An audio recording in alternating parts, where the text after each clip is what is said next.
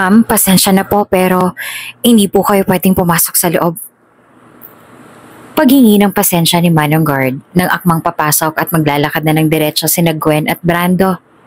Agad namang tumaas ang kilay at nagpamewang si Gwen sa sinabi ng guard at sa ginawang pagharang nito. Excuse me? What? Bawal po kayong pumasok, ma'am. Pag-uulit pa ng guard. Yes, I heard you the first time. Peloso po ka ba? Gigil na tugon naman ni Gwen. What I mean is, bakit hindi ako pwedeng pumasok? Sa company? Ng asawa ko? Utos lang po, ma'am. Magalang na tugon naman ng guard. Sisigaw pa sana si Gwen pero sumingit na nga agad si Brando. Teka. Are you saying that both of us cannot enter the building? Tanong nito na siya namang ikinatango ng gwardya. This is unbelievable. At sino naman nagsabing bawal kaming pumasok? I am an associate here, and Gwen is the wife of Nikolai. Hindi makapaniwalang tugon pa ni Brando. Tabi, papasok ako. Sambit ni Gwen at itinapang ID pero maski iyon ay hindi mabasa ng machine, kaya talagang hindi siya makakapasok. What the hell is happening? Halos umapoy na sa galit si Gwen, lalo na nang tumama ang mata niya sa isang pamilyar na babae. Wait! What is that girl doing here? Sigaw ni Gwen habang minamatas si Lilith. Nakabababa lamang sa lobby. Nakasuot ito ng executive attire, malayong malayo sa pang-caregiver nitong uniforme na laging suot. And why is she wearing like that? Siya nga nakakapasok. Mahirap lang naman na caregiver yan. Pagkatapos ako na asawa ng CEO? Bawal? Pasensya na po, ma'am. Sumusunod lang naman po kami sa utos. Pasensya na po talaga. Kamot ulong sagot naman ng gwardya. And that's because of what? Why is she here and I cannot even enter the building? That's because she is my secretary now. Wika ni Nikolai dahilan upang mapalingon ang lahat sa kanya.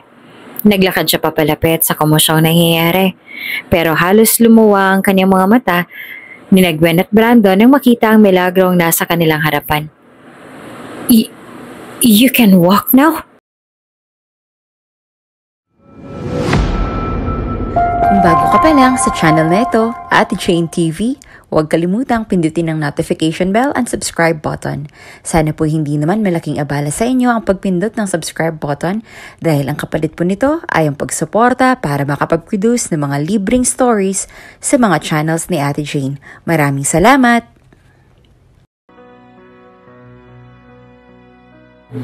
Si Lilith ay isang masipag at magandang dalaga, nakaka-18 anyos pa lamang. Dapat sana ay papasok na siya ng kolehiyo, ngunit ang pangarap niyang maging doktor ay tila nawala na lang ng isang iglap. Mabait na anak si Lilith.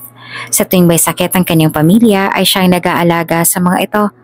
Kaya naman malaking dagok para sa kanyang katotohanang hindi niya na matutupad pa ang pangarap niya na maging isang doktor. Ang pamilya ni Lilith ay baon sa utang at ang kanyang ina naman na si nanay ay may sakit sa puso. Dahilan upang hindi na ito makapagtrabaho pa. Ang dating masiglang ina na nagtatrabaho sa isang pabrika ng chichirya ay wala naglakas upang ituloy ang pagsusumikap para sa kanilang pagkukuhanan ng kabuhayan. Kung ipagpapatuloy pa kasi ni Nanay Belen ang pagtatrabaho, ay baka naman matuluyan pa ito at tuluyan ng maging ulila ang kanyang 5 anak. Sa tuwing naiisip ni Lilith ang kinabukasan, ramdam niya ang bigat ng responsibilidad sa kanyang mga balikat. 5 silang magkakapatid at siya ang panganay. Nang mamatay ang kanilang ama nang dahil sa sakit, lalo silang nabaon sa utang dahil sa mahal na naging pagpapagamot nito. Ang kanilang tahanan na tila nagiging huling kanlungan ng kanilang mga pangarap ay pinagbabantaan na rin kunin ng tiyahin nilang si Chamokang. Ang bahay na kanilang tinitirhan ay pagmamay-ari ni Chamokang at sa kanya rin sila may malaking pagkakautang. Gabi-gabi si Nanay Belen ay umiiyak sa harap ni Lilith. Humihingi ito ng tawad dahil hindi niya na kayang suportahan ang pangarap ng kanyang anak. Bata pa lamang si Lilith, pangarap niya na maging doktor. Matalino siya at likas na maalaga. Kaya naman siya nang nag-aalaga sa kanyang mga kapatid at kay Nanay Belen tuwing may sakit ito. Ngunit ngayon, ang pangarap na iyon ay tila isang malayong bituin na hindi niya na maaabot pa. Nakakalungkot mang isipin, ngunit iyon ang realidad ng buhay ni Lilith. Mahal kong anak, patawarin mo ko. Hindi na kita kayang pag-aralin pa. Sabi ni Nanay Belen, hawak ang mga kamay ni Lilith na basang-basa ng mga luha. Nasa harap nila ngayon ang papel kung saan nakalista ang mga utang at gastusin nila. Nay, huwag po kayong mag-alala. Hindi po ako magagalit. Naiintindihan ko po. Sagot naman ni Lilith. Pilit na itinatago ang hinanakit sa kanyang dibdib. Masakit man sa kanya, kailangan niyang magpaubaya para sa kanyang mga kapatid. Bilang panganay, alam niyang dapat siyang magsakripisyo. Laking pasasalamat na nga lamang ni Nanay Belen dahil maunawain ang kanyang panganay na dalaga. Alam niyang malaki ang pagkukulang niya, lalo na at obligasyon niya bilang isang magulang na mabigyan ng magandang buhay ang anak. Pero gayon pa man, sa murang edad ay naiintindihan na ng lubusan ni Lilith ang kanilang sitwasyon. Isang hapon, dumating si Chamokang galing Maynila. May pag-aalinlangan sa mga mata ni Lilith habang pinapanood ang kanyang tiyahin na bumaba ng jeep. Matagal na hindi dumadalaw si Chamokang at ang kanyang presensya ay nagdudulot ng kaba sa kanilang pamilya. Alam niyang maniningil na naman ito ng utang at walang ibibigay na awa sa kanila. Belen! Tawag ni Chamokang sa kanyang ina mula sa labas ng bahay. May tono ng galit sa kanyang boses. Agad na nagmamadali si Lilith papunta sa kanyang mga kapatid. Pinapasok niya ang mga ito sa kanilang kwarto at alam niyang hindi maganda magiging pag-uusap sa labas. Ate, bakit po galit si Chamokang? Tanong ng bunso niyang kapatid na si Lito. Inosente nakatingin sa kanya. Wala yun, Lito. Huwag kayong mag-alala. Magiging okay din ang lahat. Sagot naman ni Lilith. Pinilit ngumiti kahit na alam niyang may mabigat na mangyayari. Inosente ang kanyang mga kapatid at walang kaalam-alam sa mga nangyayari. Kaya nga hanggat maaari ay hindi nila hinahayaan ni Nanay Belen na madamay pa ang mga ito. Tanging si Lilith lamang ang nakakaalam ng lahat. Sa labas ng kwarto, nagmakaawa naman si Nanay Belen kay Mokang. Pasensya na, Mokang, pero wala na talaga akong trabaho. Nagre-recover pa ako mula sa sakit ko. Wala talaga akong maipapambabayad pa sa iyo ngayon. Huwag mo akong paasahin, Belen. Hindi ko na matitiis tong sitwasyon na to. Kung hindi kayo makakabayad, abay umalis kayo rito sa pamamahay ko. Hindi ko na problema yung sakit mo. Sagot naman ni Chamokang, halos sumabog pa sa galit. Mukhang naman, magbabayad naman kami. Bigyan mo lang kami ng kaunting panahon. Kapag meron naman ay iaabot ko kaagad sa iyo. Walang-wala lang talaga ngayon. Pakiusap pa ni Nanay Belen. Halos matawa naman si Chamokang. Sus Mariosep, Belen. Ilang beses ko na bang narinig yan sa'yo? Pasalamat ka nga pinatitira ko pa kayo dito sa bahay ko. Ano ba naman yung magbayad ka kahit piso? Tanggapin ko na natural, wala nang maaasahan sa inyo. Sa mga sandaling yon, hindi na nakatiis si Lilith. Lumabas siya ng kwarto at nilakasan ng loob at humarap sa galit na tiyahin. Chamokang, huwag naman po sanang sigawan si nanay. May sakit po siya sa puso. Baka lalo siyang atakahin dahil sa mga sinasabi ninyo. Napatingin si Chamokang kay Lilith. Tila may bagong ideya ang pumasok sa isip niya. Oh, dalaga ka na pala, Lilith. At maganda ka pa. Siguro ay mapagkakakitaan na tayo rito, diba? Aba, tingnan mo nga naman. May silbi pa palang pamilya niyo. Nagulat naman si Lilith sa narinig. Hindi niya lubos akalain at naiintindihan ang ibig sabihin ng tiyahin. Ngunit alam niyang may kakaibang mensahe sa mga salita nito. Anong ibig niyong sabihin, Chang? Tanong ni Lilith. Ngunit bago pa siya makasagot ay pinutol na ni Nanay Belen ang usapan. Ayoko, Mokang. Huwag mo yung idadamay si Lilith dito. Sigaw ni Nanay Belen. Halos nauubusan ng hininga sa kaba. Magbabayad kami. Pero hayaan mo na si Lilith. Dugtong nito na halos mangiyak-ngiyak pa. Napangisi naman si Mokang. Halatang merong masamang plano. Nag-iwan lang ito ng numero at nagsabing, "Bahala ka, nasa iyong desisyon." Pagkasabi nito ay umalis na lang ang bahay. Ngunit iniwan niya si Lilith na puno ng pag-aalinlangan at takot sa mga susunod na mangyayari. Habang iniisip ang mga sinasabi ng kanyang tiyahin, hindi naman maalis sa isip ni Lilith ang tanong kung ano nga bang balak na Chamokang at bakit tila may masama pa itong plano para sa kanya. "Nay, ano ang ibig sabihin ni Chang?" Inosenteng tanong ni Lilith. "Huwag mo nang alamin, anak. Hindi tayo papayag sa sinasabi niya." Seryosong wika naman ni Nanay Belen sabay yakap ng mahigpit sa kanyang dalaga. Sa gabing yon, nananatiling gising si Lilith. Habang naririnig ang mahihinang hilik ng kanyang mga kapatid, ramdam niya naman ang bigat ng mundo sa kanyang mga balikat. Ang pangarap niyang maging doktor ay tila naglalaho na. Ngunit ngayon, mas malaking pagsubok ang kailangan niyang harapin. Ang protektahan ang kanyang pamilya at ang kanyang sarili mula sa isang madilim na kapalaran na tila unti-unting bumabalot sa kanilang buhay. Hindi pa man matatapos ang isang problema, heto't dumating na naman ang isa pang hamon. Ngunit alam ni Lilith na kahit anong mangyari, gagawin niya ang lahat para sa kanyang pamilya. Sa kabila ng lahat ng umaasa pa rin siya na sa dulo ng kanilang mga paghihirap, ay may liwanag na magbibigay ng bagong pag-asa sa kanilang lahat. Nasa kamay na ni Lilith ang desisyon. At ang suliranin na ito ang magsusubok sa kanyang katatagan at pagmamahal para sa kanyang pamilya. Sa mga darating na araw, alam niyang haharapin niya ang mga desisyon na magbabago sa kanilang buhay magpakailanman. Madaling araw noon at ang buong bahay ay tahimik na tahimik. Si Lilith ay nagising ng maaga kaysa sa nakasanayan. Dahan-dahan siyang bumangon mula sa kanyang higaan at tinungo ang kwarto ng kanyang mga kapatid. Tahimik niyang hinalikan ng bawat isa na para bang nagpapaalam sa kanila sa huling pagkakataon. Nang pumasok siya sa kwarto ni Nanay Belen, pinigilan niya ang kanyang mga luha habang hinahaplos ang noon ng ina. Nag-iwan siya ng sulat sa tabi ng una ni Nanay Belen. At saka tahimik na lumabas ng kwarto. "Patawad po, Inay. Pangako, babalik po ako." Bulong ni Lilith sa hangin bago dahan-dahang lumabas ng kwarto at naglakad palabas ng bahay. Habang iniwan niya ang kanilang bahay, hindi na rin napigilan ng pagbuhos ng kanyang mga luha. Nakatakda na ang desisyon niya. Kailangan niya magsakripisyo para sa kanyang pamilya. Nangako siya sa sarili na gagawin niya ang lahat. Kahit pa ang sarili niyang kaligayahan ay kailangang isang tabi habang naglalakad siya palayo. Ipinangako niya nga sa sarili na gagawin niya ang lahat para maiahon ang kanyang pamilya sa hirap.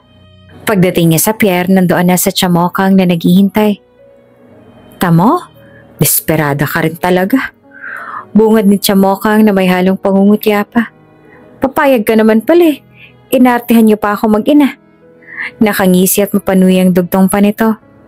Hindi na nakapagsalita pa si Lilith at wala nang nasabi sa pahaging na iyon ng kanyang Chamokang.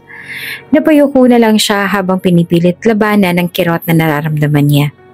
Lingid sa kaalaman ni Nanay Belen, nag-uusap na si Lilith at Chamokang bago pa man ang araw na ito.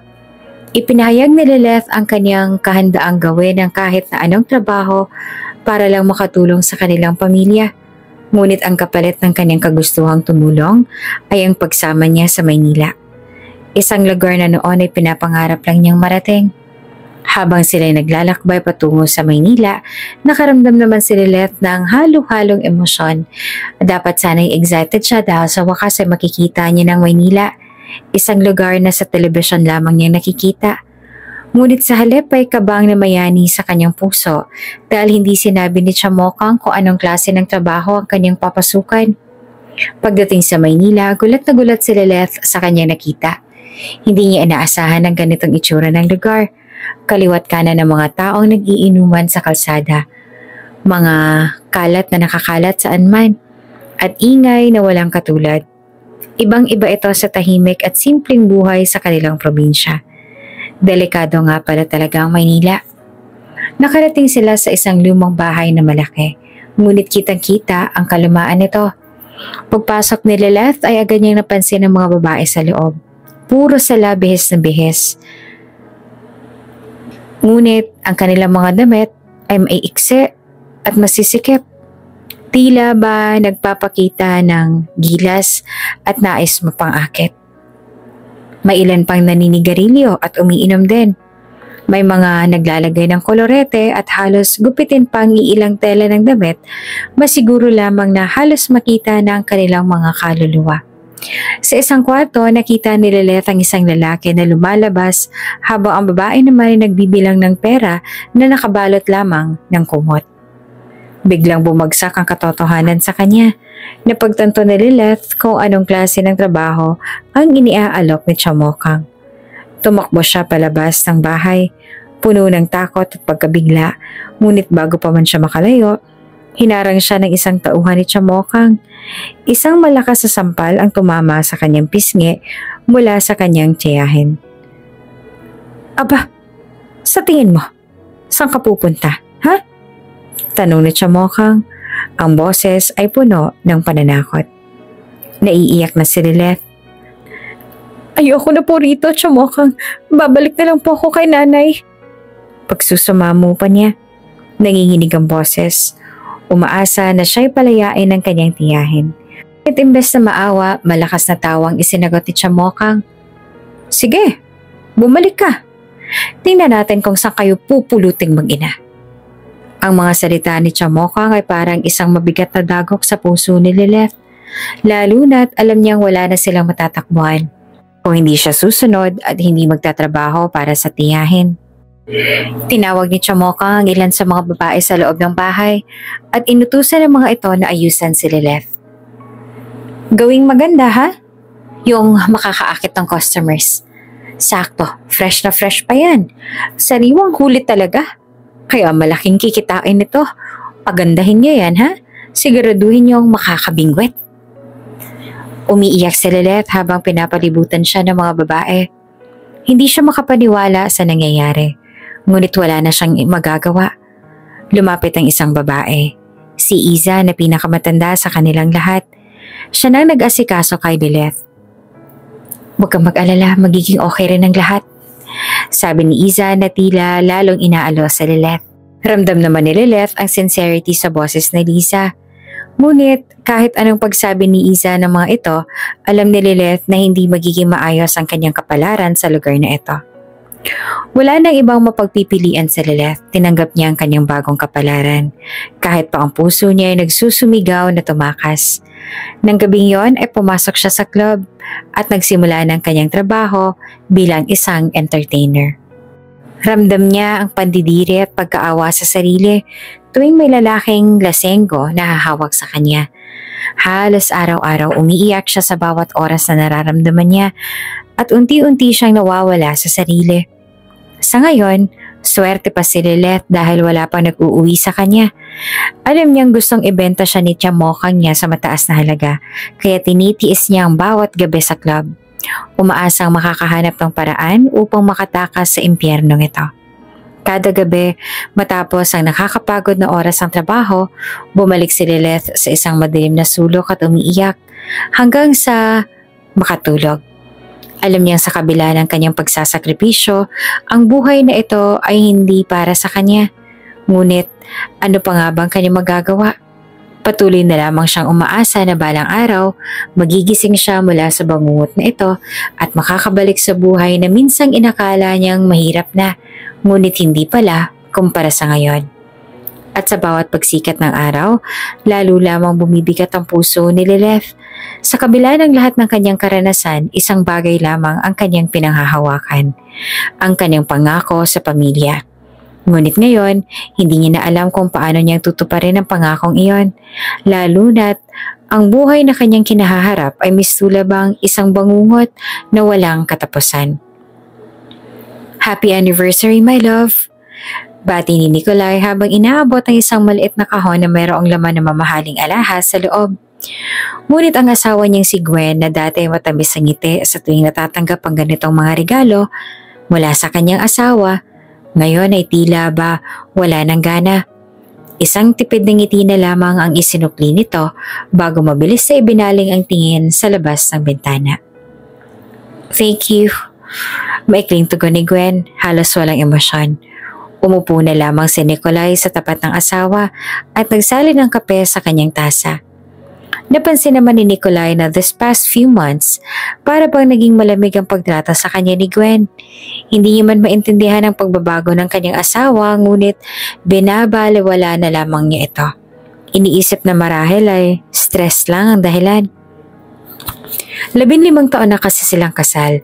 Masaya naman kung maituturing yung kanilang relasyon. Pwera na nga lamang sa hindi nila pagkakaroon ng tsansa na magkaanak. Ngunit hindi na ito posible dahil nga sa naging operasyon ni Nikolay noon. Pilit na inaalok ni Nikolay na mag-ampon na lamang sila.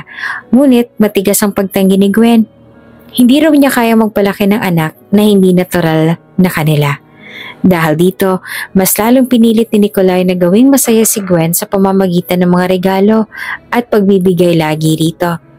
Binibili niya lahat ng gusto nito. Umaasa na kahit papaano ay mapapalitan nito ang kakulangan na nadarama ng asawa. Ngunit kahit anong gawin niya, tila lalong hindi sumasaya si Gwen. At nitong mga nakaraang buwan, lalo lamang itong nagiging distant sa kanya. Hindi nga lubusang mawari ni Nikolay kung ano habang nangyayari sa kanyang asawa. Nagsumapit ang gabi, napansin ni Nikolay na tahimik lamang si Gwen habang nakaupo sa harap ng kanilang hapagkainan. Sinubukan niya magsimula ng usapan. Pumunta tayo ng Tagaytay this weekend para naman makapag-relax tayo. Ang ganda ng panahon doon ngayon. Alok na Nikolay. Ngunit hindi na iyon narinig pa ni Gwen. Sa halip ay tiningnan lang siya nito ng diretsyo at ang mga mata ay waring puno ng pagod. Nikolay, gusto kong pumunta ng Paris. Biglang sabi naman ni Gwen habang walang ganang tinutusok-tusok ang kanyang pagkain. Paris? Nagulat si Nikolay at natigilan sa paghihiwa ng kanyang steak. Kakagaling lang natin ng Spain na gusto mo na ulit magbakasyon? Tumaas naman ang kilay ni Gwen. Bakit hindi ba pwedeng magpahinga? Masyado na akong stress sa pagmamanage ng business natin. That is the least that you could give me. Pati ba naman pagbabakasyon bawal ko pang gawin? Nabigla naman si Nikolay sa biglang pahaging ng kanyang asawa. That's not what I'm saying, Gwen. Oh, really? Then what are you trying to say? Na bawal akong pumunta sa Paris? Is that how our relationship goes now? Hindi naman maiwasang mapabuntong hininga ni Nikolay. Pilit na inuunawa ang kanyang asawa. Sige, magbakasyon ka na lang muna. Pasensya na. Baka ako rin ang dahilan ng stress mo. Tugon niya, habang hawak ang kamay ni Gwen. Ngunit sa kabila ng kanyang paghingi ng paumanhin, naramdaman naman ni Nikolay na tila may pader na namamagitan sa kanila. That's about right. Simpleng tugon ni Gwen at lumipad na ang isip sa kanyang magiging bakasyon sa Paris. At nagbakasyon nga si Gwen sa Paris. Habang siya'y wala, napansin naman ni Nikolay na bihira na itong sumagot sa kanyang mga tawag at mensahe. Habang lumilipas ang mga araw, lalo lang siyang nalulungkot. Hindi niya maiwasang isipin na nagkakaroon na nga sila ng agwat sa kanilang relasyon. At upang hindi magpatalo sa lungkot, ibinaling na lang ni Nikolay ang kanyang atensyon sa pamamahala ng kanilang negosyo. Isang araw, nagpunta si Nikolay sa isang construction site para bisitahin ang proyekto ng kanilang kumpanya. Habang naglalakad siya sa paligid ng site, napansin niya na parang nasa isang red light district siya. Maraming bar at establishmento ang nakatayo sa paligid. At ayon sa kanyang partner, gusto nilang magtayo ng kasino roon. Hindi nga alam ni Nikolay kung bakit doon napili ng kasosyo sa negosyo. Subalit hinayaan na lamang niya dahil malaki rin naman ang investment nito. Habang nagmamasid siya, isang bagay ang humila sa kanyang pansin. Isang dalaga na sa tansya niya ay teenager pa lamang. Ang umiiyak habang nakaupo sa gutter, malapit sa isang resto bar. Kumikislap-kislap din ang ilaw ng resto bar. Kaya mukhang isa itong bar na nag-aalok ng serbisyo sa mga parokyano ng distrito na iyon. Lumapit siya sa dalaga at itinanong, Miss, okay ka lang ba? Nang itinaas ng bata ang kanyang ulo, nakita ni Nikolai ang lungkot at takot sa mga mata nito. Ayoko na po rito. Gusto ko na pong bumalik kay nanay. Umiiyak na sabi ng babae.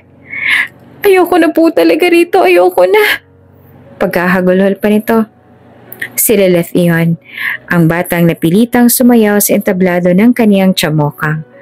Ramdam ni Nikolai ang bigat ng sitwasyon ni Lilith, lalo na't parang kasing edad niya lang ang anak na hindi niya na nakasama. Naaawa siya kay Lilith. Iniisip na kung nabubuhay lamang ang kanyang anak, baka'y kasing laki na rin ito ni Lilith ngayon.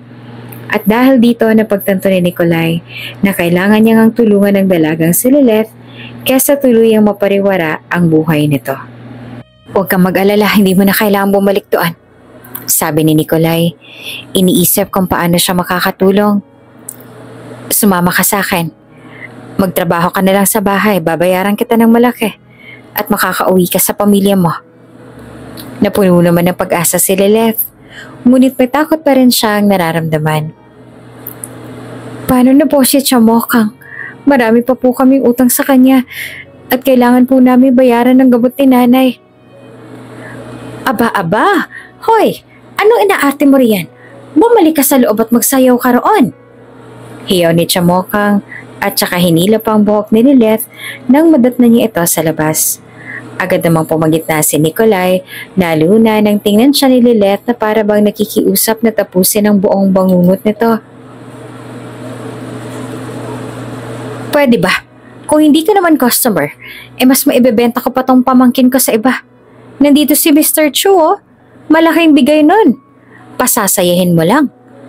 Nagkukumahong na utos pa ni Chamokang. Hindi mo siya ibabalik doon. Otorisadong wika naman ni Nikolai dahilan upang magpamewang si Chamokang. At bakit naman, Aber? Bibilhin mo ba ang serbisyo nitong si Lilith? Nag-isip si Nikolai at walang pagkaatubiling naglabas ang malaking halaga ng pera mula sa kanyang wallet. Ito, bayad ng batang yan sa lahat ng utang ng pamilya niya sa'yo, sabi niya habang iniabot ang pera kay Chamokang. Nanlaki naman ang mga mata ng tiyahin ni Lilith sa dami ng pera ang kanyang natanggap. Bilang mukhang pera, agad na kinuha ni Chamokang ang sandamakmak na pera na yon. Aba, jackpot na siya dahil sa binigay na pera ni Nikolai. Wala na siyang ibang sinabi at ginawa pa, kundi hayaang sumama si Lilith kay Nikolai. Oo, sige na, diyan ka na. Ay, Diyos ko, napakasarap naman ito, panalong panalo. Nakangiting wika pa ni Chamokang habang yakap-yakap ang pera at saka naglakad pabalik sa loob ng resto bar. Humarap si Nikolai kay Lilith at saka ito'y giniya na magpunta sa kotse. Habang papalayo sila, naramdaman naman ni Lilith ang kaba. Ngunit sa bawat hakbang na kanilang tinatahak, naririnig niya ang boses ni Nikolai na sinasabing, safe ka na ngayon. Hindi ka na nila masasaktan, okay? Sa unang pagkakataon mula nang umalis siya sa kanilang bahay, naramdaman ni Lilith na may pag-asang sumiklab sa kanyang puso. Wala na siya sa kamay ni Chamokang. At sa wakas, may bago na siyang simula na maaaring magbigay buhay sa kanyang mga pangarap. Mula nang sumama si Lilith kay Mr. C, naging kasambahay na siya sa malaking mansyon na ito. Malaki ang kanyang pasasalamat sa lalaki na hindi lang nagligtas sa kanya, kundi nagbigay rin ng panibagong pagkakataon sa buhay. Madalas niyang iniisip na kung hindi dahil kay Mr. C, baka hanggang ngayon ay naisailalim pa rin siya ng mapang-abusong kamay ni Chamokang at kung sino-sino ng lalaki ang nananamantala sa kanya. Sa mansyon ay maayos naman ang pagtato ni Mr. C kay Lilith. Ang tawag niya na kay Nikolai ay Mr. C, bilang respeto at pagkilala sa pagiging amo nito. Ngunit kahit na ganon, ramdam ni Lilith na hindi siya itinuturing ni Mr. C na basta empleyado lamang. Parang anak na rin ang turing nito sa kanya at madalas niyang maramdaman ang pag-aalala ni Mr. C sa kanyang kalagayan. Lilith? Tanong ni Mr. C isang umaga habang nag-aalmusal ito at nakatayo si Lilith sa gilid upang agad na matugunan ang mga pangangailangan nito. Ayaw mo ba na bumalik sa probinsya? Sigurado akong hinahanap ka na ng nanay bilin mo. Naikwento mo sa akin na Sila ang dahilan kung bakit ka sumama sa tsamokang mo, hindi ba? Sandali namang natigilan si Lilith. Binaba ang pitsil ng tubig na hawak at tinitigan ng mesa. Gusto ko po sanang bumalik, Mr. C, pero nahihiya po ako kay nanay. Hindi ko po kayang humarap sa kanya na walang maipagmamalaki. Alam ko rin po kasi na sobrang pagtatampo niya sa akin at umalis ako ng bigla. Halata ang pagkabahala sa kanyang boses. Gusto ko pong makapag-ipon muna para po sa amin bago ako umuwi. Gusto ko pong kahit papaano ay makapag-abot man lang ako kay nanay kahit kaunti. Gusto ko yung maiaabot ko sa kanya ay galing sa sarili kong pinaghirapan at galing sa malinis na paraan. Napangiti si Mr. C. Hinaplos ang kanyang balbas at tumango. Naiintindihan ko. Hanga ako sa iyo, Lilith. Napakamaalalahanin mong bata. Alam kong gagawin mo ang lahat para sa pamilya mo. Swerte ang nanay mo at ikaw ang anak niya. Tumango si Lilith at yumiti. Masaya siya na kahit papaano ay naiintindihan siya ni Mr. C. Ramdam niya na totoo ang pag-aalaga nito sa kanya. Iyon ay nagbibigay ng lakas sa kanya para ipagpatuloy ang trabaho niya sa mansyon. Kayo po ba, Mr. C? May anak po ba kayo ni Madam Gwen? Usisa ni Lilith. Umiwas naman ng tingin sa kanya ang amo. Pakisali naman ng tubig, Lilith. Utos ni Mr. C sabay pag-iiba sa usapan. Ayos lang naman ang atmosfera doon sa mansyon at komportable na rin si Lilith na manirahan at magsilbi roon. Ngunit hindi nagtagal dumating si Gwen mula sa kanyang bakasyon sa Paris. Sa unang pagkikita pa lang nila ni Lilith, ramdam na ni Lilith ang matalim na tingin at malamig na pakikitungo ng asawa ni Mr. C. Sino ka? Mataray na tanong ni Gwen habang tinitingnan si Lilith mula ulo hanggang paa. Anong silbi mo dito sa mansyon? Ako po si Lilith. Bagong kasambahay po ako ni Mr. C. Mahinahong sagot ni Lilith, pero ramdam niya ang takot sa ilalim ng tingin ni Gwen. Magandang araw po. Dugtong na bati pa niya. Kinakabahan ngunit nananatiling magalang. Asang kangkungan ka naman ang galing? Patuloy pang pagtatanong ni Gwen, sabay duro kay Lilith. Baka naman pera lang ang habol mo sa asawa ko. Ano? Nagpakumbaba si Lilith at umiling. Hindi po, Ma'am Gwen. Iniligtas lang po ako ni Mr. C mula sa mga masamang sitwasyon. Wala po akong ibang intensyon na kundi magtrabaho lang na maayos at pagsilbihan po kayo. Siguraduhin mo lang. Malamig na banta ni Gwen bago umalis. Alam kong pasikot-sikot sa pamamahay ko. Umayos ka. Mataray na dugdong pa nito. Sa paglipas sa mga araw, lalong pinag-initan ni Gwen si Lilith. Sa bawat pagkakataon na wala pa si Mr. C, ay madalas na iduro-duro ni Gwen si Lilith. Pinapahiya at pinagsasabihan ng kung ano-ano. Ngunit sa kabila ng lahat ng yon, hindi naman magawang paalisin ni Gwen si Lilith dahil alam niyang walang ibang kasambahay ang magtatagal sa kanila dahil sa masama niyang ugali. Lalo pa itong naiirita sa tuwing ipinagtatanggol ni Mr. C si Lilith.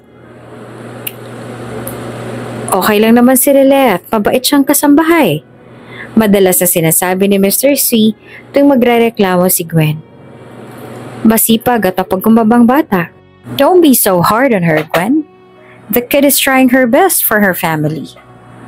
Lalong uminit ang ulo ni Gwen. Ramdam niya na parang anak na ang turing ni Mr. C kay Lilith at hindi maiwasang magselos. Inis at galit ang kanyang nararamdaman na nagiging dahilan para mas lalo siyang maghanap ng paraan upang makawala sa kanilang relasyon. Isang araw, may business meeting si Mr. C sa kanilang kumpanya. Present ang lahat ng mga associates, kasama na rin si Gwen na isa sa mga managers ng kanilang negosyo. Isa sa mga attendee si Brando, isa sa mga associate din ng kumpanya. At tila ba may mga nagmamagitang stolen glances sa kanilang dalawa ni Gwen tuwing may pagkakataon. Hindi naman ito nakaligtas sa mga mata ni Nikolai, ngunit inisip na lamang niyang wala itong ibig sabihin. Habang abala ang lahat sa meeting, nag-excuse si Gwen at sinabing magtutungo lang siya sa comfort room. Hindi na nito pinansin ni Nikolai at ng mga kasamahan nila. Ngunit hindi nila napansin na si Brandon ay sumunod din sa kanya. Pagpasok ni Gwen sa restroom, naroon na si Brando. Naghihintay. Walang sabi-sabing naglapat ang kanilang mga labi at nang maghiwalay, nag-usap sila tungkol sa kanilang plano. Hintayin mo lang, Brando. Kaunti na lang at matutupad ng plano natin. Tulong ni Gwen habang hawak ang mukha ng lalaki. Sigurado ka ba? Tanong ni Brando at ramdam ang excitement at thrill sa kanyang boses. Naiinip na ako, Gwen. Talaga bang malapit na mapunta sa atin ang lahat? Oo. Tugon naman ni Gwen at saka muling hinalikan si Brando. Malapit na. Huwag ka lang maiinip. This empire will soon be ours. I promise. Napangiti naman si Brando at saka hinawakan ang bewang ni Gwen at binuhat pa ito habang mapusok na hinahalikan. Maingat upang hindi sila mahuli. Subalit hindi na alintana dahil ramdam na nila ang tensyon at init na namamagitan sa kanilang katawan. Samantala, sa mansyon nag-iisa naman si Lilith sa maid's quarters. Hawak niya ang isang lumang larawan ng kanyang pamilya. Kita sa kanyang mga mata ang pananabik na makasamang muli ang kanyang mga kapatid at si Nanay Belen. Kaunti na lang. Bulong ni Lilith sa sarili. Kaunti na lang at makakabalik na ako sa inyo. Pangako, babawi ako sa lahat ng hirap na pinagdaanan natin. Habang naglalakbay ang kanyang isip, pinilit niyang kalmahin ang sarili. Batid niyang mahirap ang landas na kanyang tinatahak. Pero sa bawat hakbang na kanyang ginagawa, nararamdaman niyang mas malapit na siya sa kanyang mitiin. Ang muling makasama ang kanyang pamilya at maibalik ang buhay na minsan nang nawala. Ika-50 kaarawan ni Mr. C at isang ingrandeng selebrasyon ang inihanda para sa kanya sa kanyang malawak na ranch sa Batangas. Lahat ng mga executives ng kanilang kumpanya, investors at mga business partners ay naroon upang makibahagi sa pagdiriwang. Pati na rin si Lilith at ang ibang mga kasambahay ay inimbitihan upang makiisa sa kasiyahan ng kanilang amo. Ang ranch na iyon ay talaga namang napakaganda. Mga malalawak na pastulan, mga naglalakihang kabayo at isang mansyon sa gitna na tila isa sa mga ipinagmamalaki ni Mr. C. Ang buong lugar ay nagliliwanag sa mga dekorasyon at ang hangin ay punong-puno ng kasiyahan. May live band, masasarap na pagkain at mga aktibidad na nagbibigay ng aliw sa lahat ng mga bisita na dumayo pa sa probinsya para lamang ipagdiwang ang kaarawan ng isa sa mga pinakatanyag na bilyonaryo sa bansa. Ang selebrasyon ay sinimulan sa isang cocktail reception kung saan ang mga bisita ay malayang nakikipag-usap habang iniinom ang kanilang mga paboritong alak. Ibinida pa ang bagong koleksyon ng mga wine sa negosyo ni Mr. C. Makikita naman ang mga grupo ng business executives na nagkukwentuhan tungkol sa mga negosyo at ang mga business partners na nagpapalitan ng ideya tungkol sa mga bagong proyekto. Si Mr. C, suot ang kanyang paboritong dark blue suit, ay masaya at abala sa pakikipag-usap sa kanyang mga bisita, na halos lahat ay bumati sa kanya ng happy birthday at nagpahayag ng kanilang paghanga sa kanyang mga nagawa. Si Lilith naman, bagaman nag-iingat na manatiling nasa background bilang isang kasambahay, ay hindi naman naiwasang namangha sa ingranding selebrasyon. Ito ang unang beses na nakadalo siya sa isang ganitong kalaking event at hindi niya mapigilang humanga sa karangyaan ng lahat ng bagay na nasa kanyang paligid. Habang abala siya sa pagtulong sa iba pang kasambahay, napangiti siya sa tuwing nakikita ang masayang mukha ni Mr. C na tila napakalapit sa lahat ng kanyang mga bisita. Grabe, ganito palang celebration ng mga mayayaman. Parang nanonood lang ako na ito sa pelikula dati Hindi naman ako makapaniwala. Puno ng pagkamanghang bulong pa ni Lilith sa kanyang sarili. Habang lumalalim ang gabi, isang mas magarbong kainan ang inihanda. Sa ilalim ng mga nagliliwanag na parol at chandelier, ang mga bisita ay nagsalo-salo sa isang hapunang binubuo ng iba't ibang potahe mula sa iba't ibang sulok ng mundo. Mayroong steak na galing pa sa Australia, seafood na inangkat pa mula sa Japan at mga dessert na galing pa sa mga kilalang chef sa Paris. Siyempre, meron din mga pagkaing Pinoy na specialty rin doon sa kanilang ranch. Ang mga pagkain ay siniserve ng mga waiters na bihis na sa kanilang mga uniforme. At ang bawat plato ay parang isang obra maestra na ikinatawa ng lahat ng mga bisita. Talagang siniguro ni Mr. C na ang lahat ng mga bisita sa kanyang birthday ay mabubusog sa sandaling yon. Nang matapos ang hapunan, umakyat ang MC sa entablado at tinawag na si Gwen upang mabigay ng isang espesyal na mensahe para sa kanyang asawa. Lahat ay natahimik habang inaabangan ang kanyang sasabihin. Tumayo na si Gwen sa gitna ng entablado. Maganda at eleganteng bihis sa kanyang itim na gown na kumikis pa sa ilaw. Ngumiti siya at tumingin kay Mr. C na naroon sa harapan ng entablado. Nakaupo at tahimik lang na nakikinig. Sa aking pinakamamahal na asawa, Nikolai, my love, panimula ni Gwen, habang ang kanyang boses ay malambing na puno ng pagmamahal. Nais kong ipahayag ang aking taos-pusong pasasalamat sa lahat ng iyong sakripisyo at pagmamahal para sa ating pamilya. You know, kahit dalawa lang tayo, alam kong hindi naging madali ang lahat ng iyong pinagdaanan. Ngunit palagi kang nagiging matatag at mapagmahal. Maraming salamat at mahal na mahal kita. Wika ni Gwen habang matamis na nakangiti.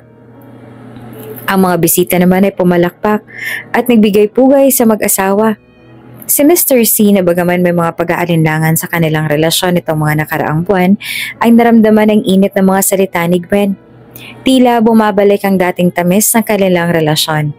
At sa mga sandaling yon, siya ay napuno ng pag-asa na maaaring magbago ang kanilang sitwasyon. Kaya lumapit si Gwen kay Mr. C at hinalikan nito. Matapos ang speech ni Gwen, sinundan nito ng isang toast. Itinaas ang lahat ang kanilang mga baso at sabay-sabay na nagbigay pugay sa ikalimampung kaarawan ni Mr. C. Para kay Mr. C, isang matagumpay at mas masaganang taon pa. Sigaw ng MC at muling pumalakpak ang lahat. Nagpatuloy ang kasiyahan. Nagkaroon ng iba't ibang aktibidad, kabilang na isang horse racing na espesyal na inorganisa para sa kaarawan ni Mr. C. Ang horse racing ay isang matagal ng hilig ni Mr. C at ito ang isa sa mga highlight ng gabi. Maraming executives at business partners ang sumali at ang mga bisita ay nagtipon-tipon sa gilid ng racetrack upang panoorin ang laban. Bago magsimula ang karera, maririnig ang mga tawanan at saya ng mga tao. Si Mr. C ay masayang masaya. Suot ang kanyang riding gear habang nakasakay sa kanyang paboritong kabayo. Isang itim na stallion na pinangalanan niyang Black Stallion. Palakpakan ng lahat nang makita siyang handa na sa karera.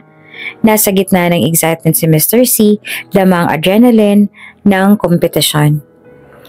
Nang magbigay ng hudyat ang referee, agad na nagsimula ang karera. Sa unang bahagi ng takbuhan, maayos ang lahat. Ang kabayo ni Mr. C ay mabilis at maliksi, kaya naman siya ay nauna na sa mga kalaban. Naririnig niya ang mga sigawan ng mga bisita na nag-cheer pa para sa kanya.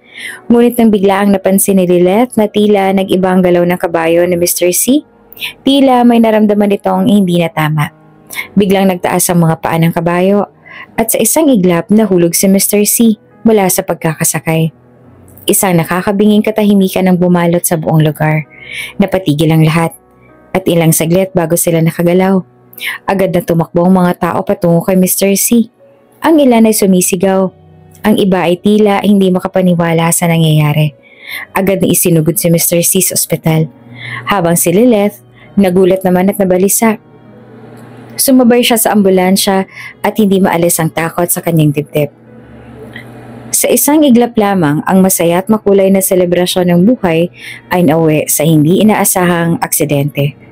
Puno ngayon ng pag-aalala ang lahat para kay Mr. C, lalo na sa kalagayan nito. Sa ospital ay mabilis na inasikaso si Mr. C ng mga doktor. Nasa tabi niya si Gwen. Halatang balisa at para bang alalang-alala sa kondisyon ng kanyang asawa. Kinausap siya ng doktor at sinabing mabuti na lamang at agad na na-rush si Mr. C kaya naman mukhang ligtas siya sa mas malalahang kondisyon. Ngunit ang tangkain ni Lilith na i-comfort si Gwen, itinabig lamang siya nito. Lumipas ang ilang araw at muling nagkamalay si Mr. C. Si Lilith ang nagbabantay sa kanya sa ospital at labis ang kanyang tuwa na makitang gising na si Mr. C. Sa wakas, gising na po kayo. Tuwang-tuwa at excited na wika ni Lilith. Mabilis niyang inasikaso ito at pilit na ipinakita kay Mr. C na naroon siya para alagaan ito. Agad naman napansin ni Lilith na may mali. Nagsubukan niyang galawin ang kanyang mga kamay na pagtanto niyang hindi niya ito magawa. Ngunit habang nagpapahinga si Mr. C, bigla siya nagsalita. Lilith, bakit hindi ko maigalaw ang kamay ko? Tanong niya. Habang kinakabahan. Anong nangyari sa akin? Nagulat naman si Lilith. Mr. C, ano pong ibig niyo sabihin? Tanong niya habang nakakunot ang noo. Iniisip ko nagbibiro lang ba sa kanya ang amo. Ngunit nang makita niya ang takot sa mga mata ni Mr. C, napagtanto niyang totoo ang sinasabi nito. Subukan niyo po ulit. Pakiusap ni Lilith. Ngunit kahit anong pilit ni Mr. C, hindi niya maigalaw ang kanyang mga kamay. Alam niya na sinusubukan niyang iangat ito, subalit hindi talaga ito maigalaw. Halos maiyak si Mr. C sa takot at pagkabigla. Kung kaya naman, dali-daling tumawag si Lilith ng doktor at mga nurse. Matapos ang masuring pagsusuri, nalaman ng mga doktor na paralisado ang katawan ni Mr. C dahil sa aksidente. Nabinsala ang kanyang spinal cord at malaki ang posibilidad na hindi na siya makakalakad muli. Sa labas ng kwarto, kausap ng mga doktor si Gwen. May posibilidad pa bang makarecover ang asawa ko? Tanong ni Gwen na diretso at puno ng pag-aalala at may kaunti pang luha sa mga mata. Sa ngayon ay malabo po, tugon naman ng doktor. Matinding pinsala ang natamo ng spinal cord ni Mr. C. Maaaring subukan ng operasyon na therapy ngunit walang kasiguraduhan ng paggaling. We can only hope for the best. Iyon ang naging tugon ng doktor. Sa loob ng kwarto habang umiiyak si Mr. C, naroon naman si Lilith. Namumuo rin ang luha sa kanyang mga mata. Lumapit siya kay Mr. C at mahinahong sinabi, Mr. C, huwag po kayo mag-alala. Magtiwala lang po tayo sa Diyos. Gagaling po kayo. Hindi po kayo pababayaan na may kapal. Magiging maayos din po ang lahat. Puno ng kabaitang wika ni Lilith. Sa kabila ng lahat, nananatiling positibo si Lilith. Nag-alok siya ng dasal at suporta kay Mr. C at ipinangako niya na gagawin ang lahat upang maalagaan ito sa abot ng kanyang makakaya. Habang hawak ni Lilith ang kamay ng kanyang amo, ramdam niyang bigat ng sitwasyon. Alam niyang hindi magiging madali ang daan na tatahakin nila. Pero naniniwala siyang may pag-asa pa rin kay Mr. C sa bawat sandaling lumilipas. Patuloy siyang nananalangin at umaasa na balang araw muling makakalakad si Mr. C at makakabalik sa dati niyang buhay. Simula ng maaksidente si Mr. C, nagbago ang lahat sa kanilang mansyon. Hindi lamang ang kanyang katawan ang naapektuhan, kundi pati na rin ang kanyang pagsasalita at paggalaw. Ang dating malakas at matikas na lalaki ngayon ay nakaratay na sa kama. Mahina at halos hindi na makapagsalita ng maayos. Lahat ng ito ay pinagmamasdan ni Lilith na araw-araw ay nag-aalaga sa kanya. Si Lilith sa kabila ng hirap at bigat ng kanyang nararamdaman para kay Mr. C ay tinitiis ang lahat upang maalagaan ang matanda.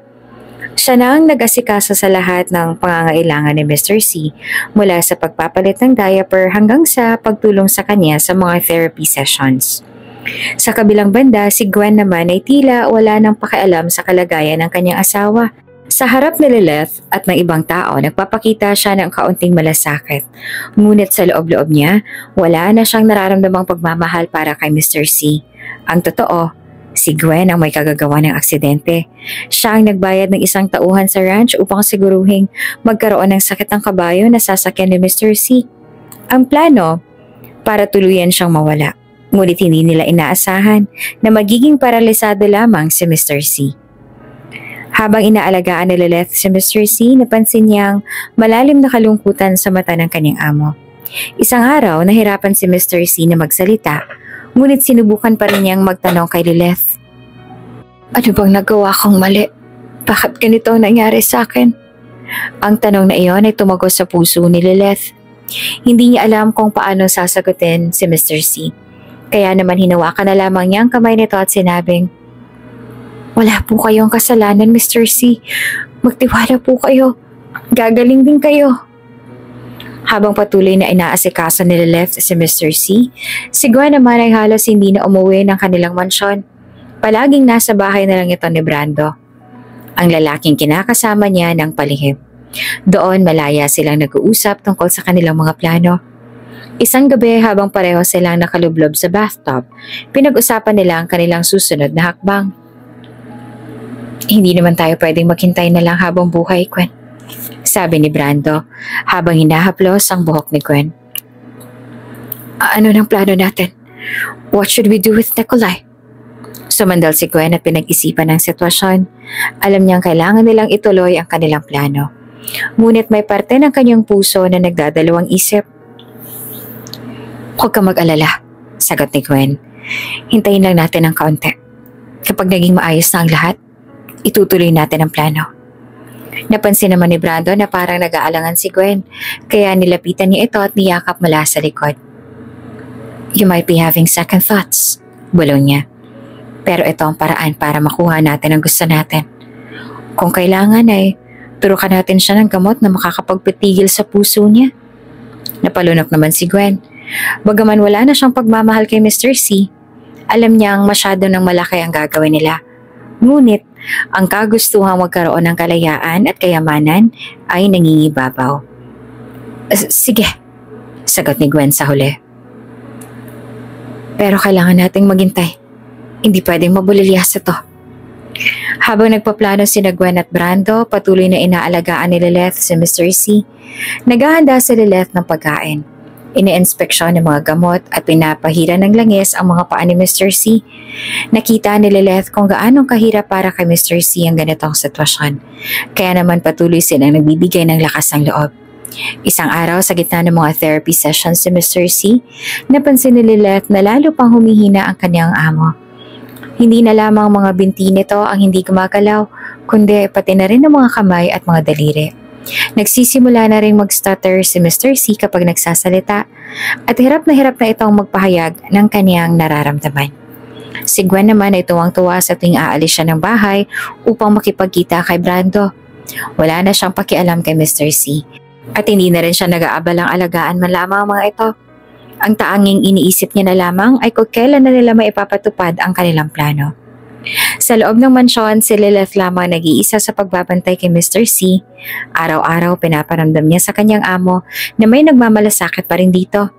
Ngunit sa kabila ng kanyang pagsusumikap, naramdaman niya ang malalim na lungkot at takot na baka hindi na magbalik pa sa normal si Mr. C.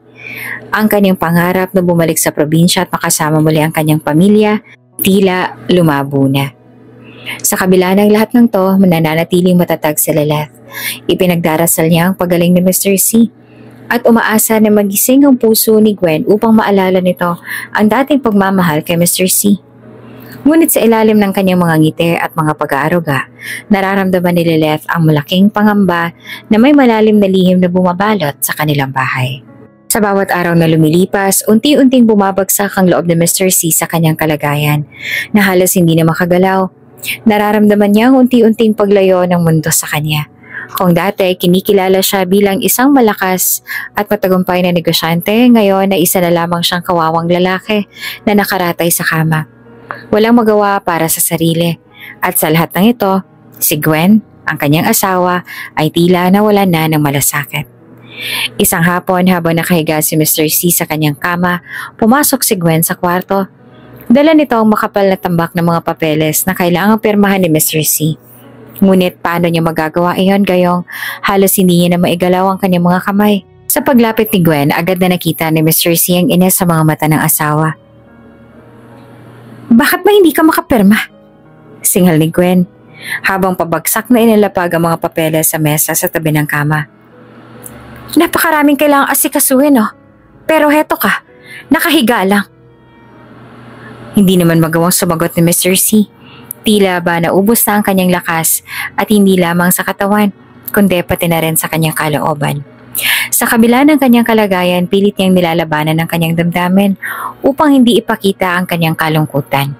Ngunit hindi ito nakaligtas sa mga mata ni Gwen. Nakita niya ang pamumula ng mga mata ni Mr. C at ang bahagyang panginginig ng kanyang mga labi. Ngunit sa halip na maawa, lalo lamang sumiklab ang galit ni Gwen. Wala ka bang konting pagsisikap man lang? Patuloy ni Gwen. Ngayon ay halos sumigaw na. Ikaw pa talagang napangasawa ko. Tapos magiging ganito ka lang? Hindi ba lang tayo nagkaroon ng anak nagdahil sa'yo? Nang marinig ito ni Mr. C, para siyang sinaksak sa puso. Ang pangarap niyang magkaroon ng pamilya ay matagal nang nawala dahil sa kanyang kalagayan. Ngunit ngayon, kahit ang kanyang asawa ay itinutulak siya palayo, Hindi naman napigilan ni Mr. C ang kanyang mga luha. Tuluyan na itong bumagsak habang ang mga salitang sinabi ni Gwen ay patuloy na tumatagos sa kanyang puso. Nakikita ni Gwen ang kalungkutan sa mukha ni Mr. C at may bahagyang kirot sa kanyang konsensya. Alam niyang hindi tama ang kanyang ginagawa, ngunit ang galit at pagkapuot sa sitwasyon nila ay mas malakas pa kaysa sa anumang damdamin ng awa. Ngunit sa kabila ng kanyang galit, isang takot ang sumisiksik sa kanyang isipan. Ang posibilidad na tuluyang hiwalayan siya ni Mr. C. Bigla namang nag-ibang ekspresyon ni Gwen. Mula sa galit, bigla itong naging malambing at nag-aalala. Lumapit siya kay Mr. C at hinawakan ng kanyang kamay, kahit na hindi ito makaramdam. Pasensya na, love. Wika ni Gwen. Pilit na pinapalambot ang boses. Nadala lang ako ng emosyon ko. Hindi ko alam kung paano kita aalagaan ng maayos. Nalulungkot lang ako sa sitwasyon natin. Bagaman ay alinlangan, nakaramdam naman ng kaunting ginhawa si Mr. C sa sinabi ni Gwen. Alam niya hindi naman ganoon kainit ang pagmamahal ng asawa. Ngunit ang makita si Gwen na nag-aalala sa kanya, kahit sandali lang ay sapat na upang mapawi ang ilang bahagi ng kanyang lungkot. Dahan-dahan siyang tumango, tanda ng pagtanggap sa mga salita ni Gwen. Nilapitan siya ni Gwen at niyakap ng mahigpit. Ngunit sa loob-loob nito, ang mga plano laban sa kanyang asawa ay patuloy na umiikot sa kanyang isipan. Samantala, si Lilith naman ay patuloy na nag-aalaga kay Mr. C, lalo na ngayong nagpapatuloy ng mga therapy sessions. Tuwing session, sinusubukan nilang palakarin si Mr. C, ngunit lagi na lamang natutumba ang matanda. Isang araw habang nasa kalagitnaan sila ng therapy, nawala ng balanse si Mr. C at mantik nang bumagsak. Ngunit agad naman siyang nasalo ni Lilith. Sa puntong yon, napansin ni Mr. C ang isang bagay sa dibdib ni Lilith. Isang maliit na birthmark na pamilyar sa kanya. Bigla namang nalamig si Mr. C. Ang birthmark na iyon ay katulad ng sa kanyang dating kasintahan na si Lydia na matagal nang nawala sa kanyang buhay. Kinabahan siya at hindi niya alam kung anong iisipin. Pilit niyang inaalala mga nakaraan, ngunit wala siyang makitang koneksyon. Mr. C, may problema po ba? Tanong ni Lilith. Nahalatang nag-aalala sa naging reaksyon ng kanyang amo. Ngunit sa halip na magsalita, umiling na lamang si Mr. C at itinuro ang hagdan patungo sa kanyang kwarto. Isang senyales na gusto niya nang itigil ang therapy at magpahinga. Nag-alinlangan naman si Lilith. Pero kasi simula lang po natin, Mr. C. Bigla namang dumabog si Mr. C. Para bang may matinding iniisip na ayaw niyang pag-usapan. Sa pagkagulat ni Lilith, sumunod na lang siya at dinala si Mr. C sa kanyang kwarto. Pagdating doon ay agad itong tumalikod at humiga. Walang anumang salita o galaw na nagmula sa kanya. Tinangkap ang tanungin ni Lilith kung may kailangan pa si Mr. C, ngunit itinaboy siya nito. Bagaman nalungkot, umalis na lamang si Lilith. Iniisip na baka pagod lang ang kanyang amo. Pagbalik ni Lilith sa kanyang kwarto, binilang niya ang mga naipon niyang sahod. Napansin niyang sapat na ito para makabalik sa probinsya at tulungan ang kanyang pamilya. Ngunit nang maisip niya si Mr. C, hindi niya magawang umalis. Alam niyang hindi niya kayang iwanan ng matanda sa ganitong kalagayan, lalo pa na parang nawala na ito ng pag-asa sa buhay. Habang sinusubukang magpahinga, hindi naman magawang matulog ni Mr. C. Bumalik sa kanyang isipan ng mga alaala ng kanyang nakaraan, particular na si Lydia. Ang babaeng minahal niya noon. Hindi niya maiwasang itanong sa sarili, paano nauwi sa ganito ang kanyang buhay? Mula sa pagiging isang matagumpay na negosyante, ngayon ay isa na lamang siyang lumpo. Tinatalikuran ng mundo at kahit ng kanyang sariling asawa. Sa isip na Mr. C, naglalaro ang imahe ni Lydia at ang birthmark ni Lilith. Paano kung may koneksyon ng dalawa? Paano kung si Lilith ay may kinalaman sa kanyang nakaraan? Ngunit sa kabila ng lahat ng tanong na ito, ang kanyang katawan ay masyado nang mahina para alamin ang sagot. Tumalikod siya. Pilit na itinutulog ang mga gumugulo sa kanyang isipan. Ngunit alam niyang hindi niya na basta-bastang mababawi ang nakaraan. 20 years ago, sa isang mataong cafeteria sa isang malaking kumpanya, abala si Lydia sa kanyang trabaho bilang isa sa mga staff. Bagaman simple lamang ang kanyang buhay, hindi siya nawawala ng saya dahil sa kanyang mabuting kalooban at magandang mukha. Maraming humahanga sa kanya, ngunit wala sa kanila ang naging kasing espesyal ni Nikolai. Si Nikolai, anak ng isang kilalang negosyante at nakatakdang maging susunod na CEO ng kumpanya, ay unang nasilayan si Lydia nang minsang kumain siya sa cafeteria. Hindi niya maiwasang mapansin ang natural na ganda at kabaitan ni Lydia. May kung anong tumama sa kanyang puso at simula noon, palagi nang naghahanap ng dahilan si Nikolai upang dumaan sa cafeteria at makita si Lydia. Hindi nagtagal, naging magkaibigan sila. Sa kabila ng kanilang magkaibang mundo, unti-unting nahulog ang loob nila sa isa't isa. Si Lydia, bagaman nag-aalinlangan noong una dahil sa estado nila sa buhay, ay hindi na napigilan ng damdamin. Si Nikolai naman, sa kabila ng mga babala ng kanyang mga magulang, ay handang isakripisyo ang lahat para sa pagmamahal kay Lydia. Ngunit hindi naman sang-ayon ng mga magulang ni Nikolai sa kanilang relasyon. Para sa kanila, si Lydia ay isang simpleng babae lang na hindi karapat-dapat sa anak. Ayaw nilang mawala sa kanilang pamilya ang yaman at kapangyarihan, lalo na at nais nilang ipakasal si Nikolai sa anak ng kanilang business partner. Masyado kang marangal para sa isang katulad ni Lydia, sabi pa ng kanyang ina sa isang gabi habang sila ay nag-uusap. Hindi mo ba nakikita na baka pera lang ang habol niya from you? Ngunit alam na Nikolai na walang katotohanan ang sinasabi ng kanyang mga magulang. Mahal niya si Lydia ng buong puso. At alam niyang ganun din ang nararamdaman ni Lydia para sa kanya. Nang pinsang pag-usapan nila ang kanilang sitwasyon, nag-aalalang sinabi ni Lydia, "Ayokong ilayo ka sa pamilya mo, Nikolai. Masaya na ako na nandito ka sa buhay ko." Ngunit nagpakita ng tapang si Nikolai. Hawak ang kamay ni Lydia. "Huwag kang mag-alala, Lydia. Ikaw ang pipiliin ko. Handa akong talikuran ng lahat. Basta makasama lang kita." Patuloy na naging hadlang ang pamilya ni Nikolai sa kanilang relasyon. Dumating pa sa punto na tinanggal si Lydia sa kanyang trabaho sa kumpanya, dahilan upang siya ay lumipat ng trabaho. Sa kabila ng lahat ng ito, mas lalong tumibay ang kanilang pagmamahalan. Hanggang sa isang araw, magkaroon ng malaking balita si Lydia. Buntis siya.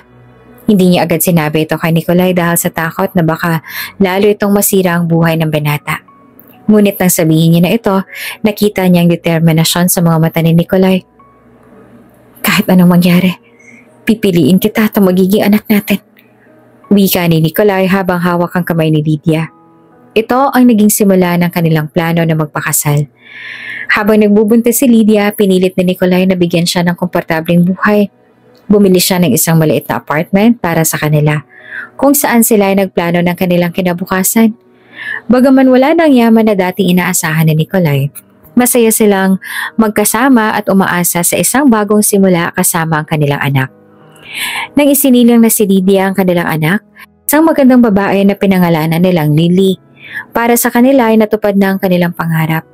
Sa ospital, walang sawang inalagaan ni Nikolai ang mag-ina. Tila lahat ng pagod at hirap ay nawala tuwing nakikita niyang ngumingiti si Lydia at si Lily. Isang araw, kinailangang umalis si Nikolai para kausapin ang kanyang mga magulang. Nais niyang ipakilala si Lily sa kanila, kahit na alam niyang hindi pa rin mababago ang malamig na pakikitungo ng kanyang mga magulang. Sana'y magbago ang kanilang isip kapag nakita nilang apo nila, wika ni Nikolai kay Lydia bago siya umalis. Ngunit pagbalik niya sa lying in, bumungad kay Nikolai ang pinakamasaklap na tanawin sa kanyang buhay. Nakita niya ang mga tao na nagkakagulo at ang malakas na apoy na lumalaman sa buong gusali. Nagmamadaling tumakbo si Nikolai papunta sa loob, ngunit napigilan siya ng mga bombero. "Walang buhay na natagpuan sa loob," sabi ng isang bombero. Habang hawak si Nikolai upang pigilan siyang pumasok, halos madurog ang puso ni Nikolai sa narinig. Pilit niyang hinahanap si Lydia at si Lily, ngunit walang bakas ang mga ito. Bumagsak si Nikolai sa lupa. Umiiyak, nawala ng pag-asa. Nagluluksa si Nikolai na matagal, hanggang sa bumalik siya sa poder ng kanyang mga magulang. Sa kabila ng kanilang mga pagkakamali, tinulungan nila siyang makabangon. Ngunit kahit paunti-unti siya nakaka-recover at nagpatuloy sa buhay, ang pagkawala ni Lydia at ni Lily ay nananatiling sugat sa kanyang puso na hindi na muling maghilom. Sa kalaunan, nagkaroon din ng bagong kabanata ang buhay ni Nikolai. Nakilala niya si Gwen, isang babaeng mula sa isang prominenteng pamilya, at nagpakasal sila. Sa harap ng lahat, tila bumalik na sa normal ang buhay ni Nikolai, ngunit ang anino ng nakaraan ay laging nariyan. palihim na gumugulo sa kanyang isipan. Sa pagbalik ng mga alaala, hindi naman maiwasan ni Mr. C na mapaluha habang nakahiga siya sa kanyang kama. Sa bawat tibla ng alaala ni Lydia, bumabalik sa kanyang sakit ng pagkawala. At ngayon, isang tanong ang patuloy na umiikot sa kanyang isipan. Posible kayang si Lilith ang nawawala niyang anak? Bagaman hindi niya alam ang buong katotohanan, ay nagsisimulang magduda si Mr. C. Ang birthmark ni Lilith na kapareho ng kapareho ni Lydia, ang kanyang pagkakaugnay kay Nanay Belen, ang pagkakataong nagdikit ang kanilang mga landas. Lahat ng ito ay nagtuturo sa posibilidad na si Lilith ay maaaring anak na matagal niya nang hinahanap. Ngunit may isang bahagi ng kwento na hindi pa alam ni Mr. C. Ang totoo, noong panahon ng sunog, may isang janitress na nagligtas kay Lily mula sa nagliliyab na gusali. Ang janitress na iyon ay si Nanay Belen, na noon ay walang anak at hirap magkaanak. At dahil sa takot na baka mawala muli si Lily, iniuwi siya ni Nanay Belen at pinalaki bilang sariling anak. Sa bawat patak ng luha ni Mr. C, patuloy niyang iniisip ang posibilidad na muling magkita sila ng kanyang anak.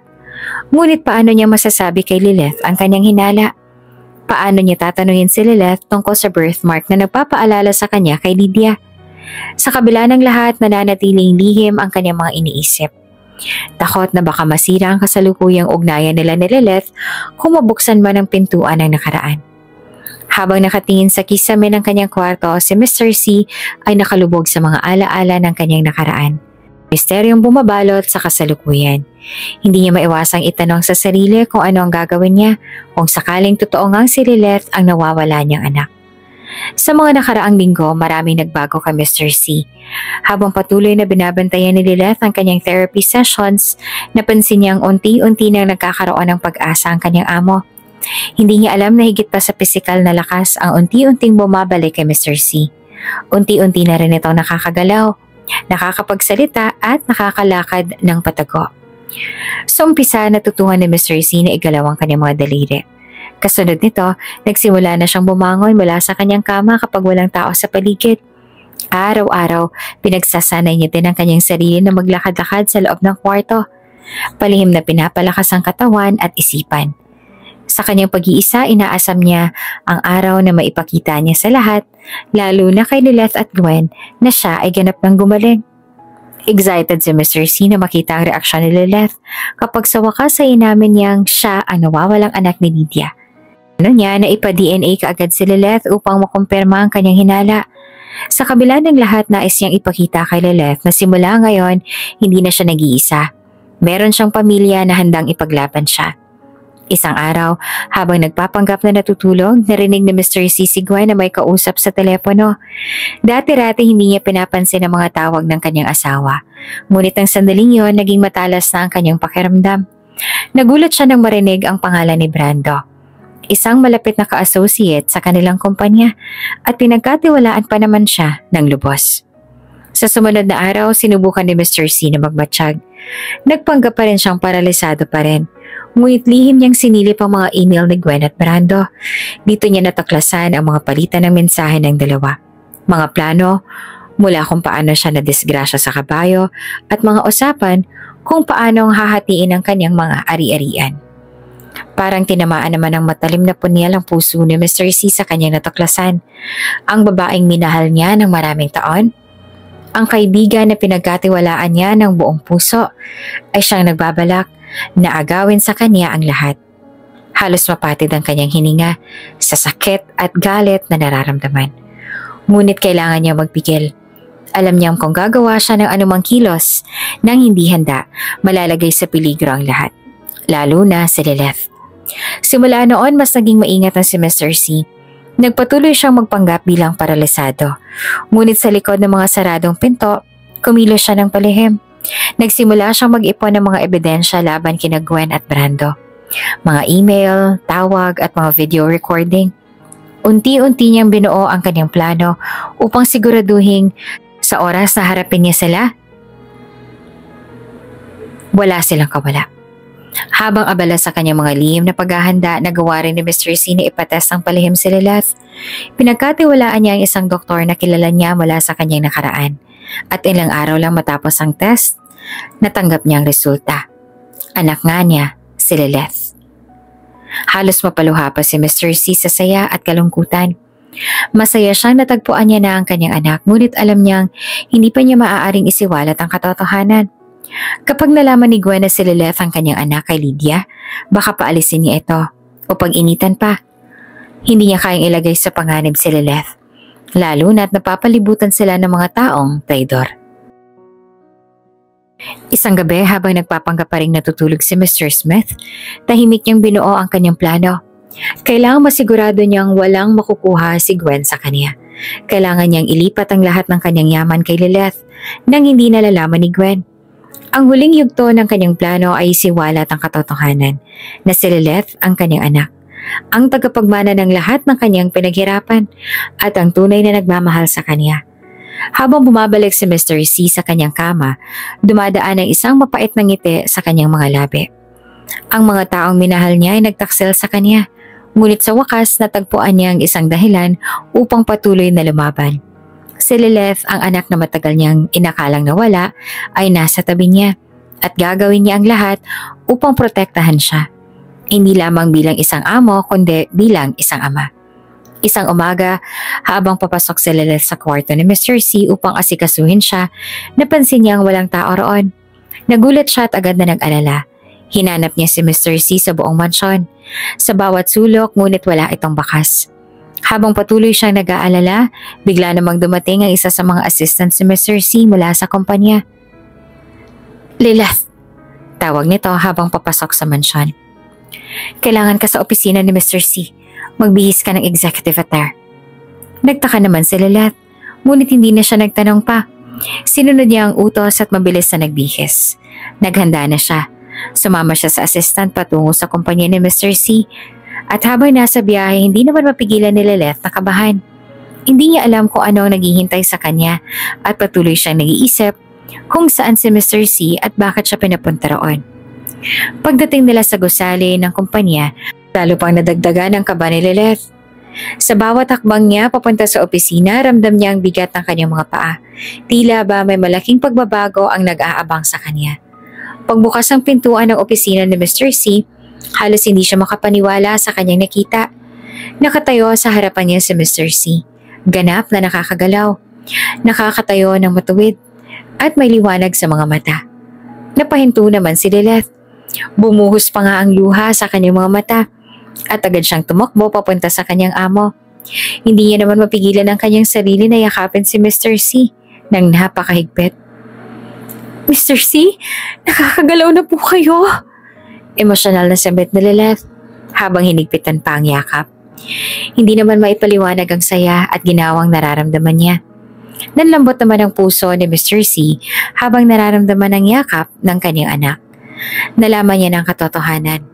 At sa bawat minuto na nagdaan, mas lalong lumalim ang kanyang pagmamahal kay Lilith. Hindi na lamang bilang isang empleyado, kundi bilang kanyang tunay na anak. Bago pa man mangyari ang lahat ng ito, si Mr. C ay nakipagkita na sa kanyang abogado. Pinag-usapan nilang mga hakbang upang masiguro na lahat ng kanyang ari-arian ay kay Lilith mapupunta. Ayaw niyang magkaroon ni singkong duling si Gwen. Lalo na't alam niya ang pagmamahal ng kanyang asawa ay isa lamang kasinungalingan.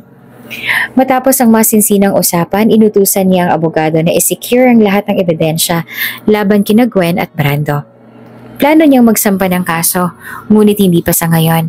Marami pang dapat ayusin at siguraduhin at ayaw niya nang magkaroon ng anumang pagkakamali. Pagkatapos ang kanilang yakapan, pinunasan ni Lilith ang kanyang mga luha at nagtanong, "Bakit po kailangan na magbihis ng ganito, Mr. C?" Ngumiti naman si Mr. C at malumanay na nagsabi, "Simula ngayon, ikaw na ang magiging secretary ko, Lilith. At ang unang task mo ay ang i-familiarize ang sarili mo sa kumpanya. Marami tayong gagawin dito." Hindi naman napigilan ni Lilith ang mapaluha muli sa tawa. Maraming salamat po, Mr. C. Hindi ko po alam kung paano ako makakabawi sa inyo." Hinawakan naman ni Mr. C ang kanyang balikat at tinitigan siya sa mga mata. "Wala kang kailangang bayaran, Lilith. You deserve this." Habang sakay si Lilith ng elevator sa opisina ni Mr. C, iniisip niya ang lahat ng nangyari sa kanya. Ang kanyang pangarap na maging isang doktor ay tila unti-unti nang natutupad. ngunit sa ibang paraan. Ang pharmaceutical company ni Mr. C ay isang lugar na malapit sa kanyang puso at alam niyang marami siyang matututuhan dito. Pagdating niya sa lobby ng gusali, isang pamilyar na mukha ang bumungad sa kanya. Si Gwen kasama si Brando. Ma'am, pasensya na po pero hindi po kayo pwedeng pumasok sa loob. Paghingi ng pasensya ni Manong Guard nang akmang papasok na at maglalakad ng dire-diretso sina Gwen at Brando. Agad namang tumaas ang kilay at nagpamewang si Gwen sa sinabi ng guard at sa ginawang pagharang nito. Excuse me? What? Bawal po kayong pumasok, ma'am. Pag-uulit pa ng guard. Yes, I heard you the first time. Pilosopo ka ba? Gigil na tugon naman ni Gwen. What I mean is, bakit hindi ako pwedeng pumasok? Sa company? Ng asawa ko? Utos lang po, ma'am. Magalang na tugon naman ng guard. Sisigaw pa sana si Gwen, ngunit sumingit na kaagad si Brando. Teka. Are you saying the both of us cannot enter the building? Tanong nito, na siya namang ikinatango ng gwardya. Oh, that is unbelievable. Sino nagsabing bawal kaming pumasok? I am an associate here, and Gwen is the wife of Nikolai. This is preposterous. Hindi naman makapaniwalang tugon pa ni Brando. Tabi, papasok ako.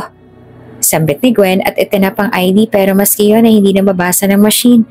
Kaya talagang hindi na siya makakapasok. What the heck is happening? Halos sumapoy na sa galit si Gwen. Lalo na nang tumama ang kanyang mata sa isang pamilyar na babae. Hold on. Why is that girl here? Sigaw ni Gwen habang minamata si Lilith na kabababa lamang sa lobby. Nakasuot ito ng executive attire.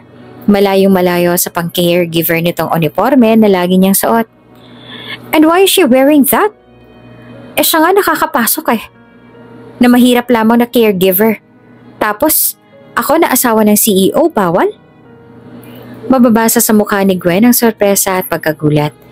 Hindi niya inaasahan na makikita si Lilith sa ganoong ayos at sa ganoong lugar. Napaisip siya. Anong ginagawa ni Lilith dito? Bakit siya nakasuot ng ganon? Samantala si Brando naman ay nagpanggap na kalmado. Ngunit may tensyon na sa kanyang mga mata. Alam nilang dalawa na hindi nila pwedeng hayaan si Lilith na makialam sa mga plano nila. At hindi nila alam na si Mr. C na kanilang pinagtaksilan ay may mas malaking plano.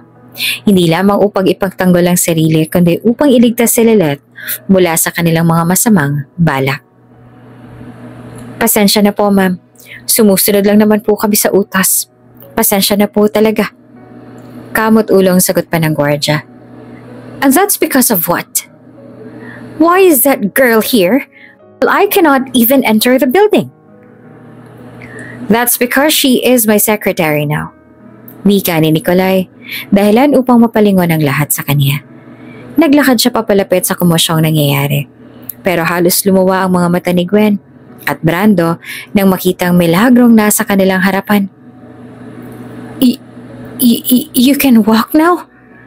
Habang magkalayo pa sila ni Gwen at Brando, alam ni Lilith na may kakaibang naramdaman sa dalawa. Hindi niya alam kung bakit ngunit parang may panganib na nagmumula sa kanilang dalawa. Ngunit sa kabila ng lahat, ipinangako ni Lilith sa sarili na gagawin niya ang lahat upang tutunan ng lahat na kailangan niyang malaman sa bagong posisyon na ibinigay sa kanya ni Mr. C. Ang tiwala na ibinigay ng kanyang amo ay hindi niya bibiguin. Hindi niya alam na higit pa roon.